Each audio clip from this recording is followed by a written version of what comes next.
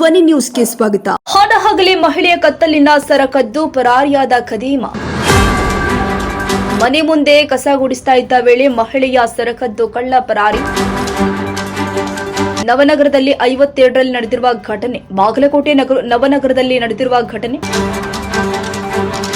ಮಹಿಳೆಯ ಕೊರಳಲ್ಲಿನ ಚಿನ್ನದ ಸರ ಎಗರಿಸಿ ಓಡಿ ಹೋಗಿದ್ದಾನೆ ಕಳ್ಳ. ಬೈಕ್ ಮೇಲೆ ಬಂದ ಖದೀಮ ಮಹಿಳೆ ಕತ್ತಲಿನ ಸರ ಕದ್ದು ಖದೀಮ ಪರಾರಿ. ಮಹಿಳೆಯ ಕತ್ತಲಿನ ಸರಕದ್ದ ಖದೀಮನ ಕೈಚಳಕ ದೃಶ್ಯ ಸಿಸಿಟಿವಿಯಲ್ಲಿ ಸೆರೆ.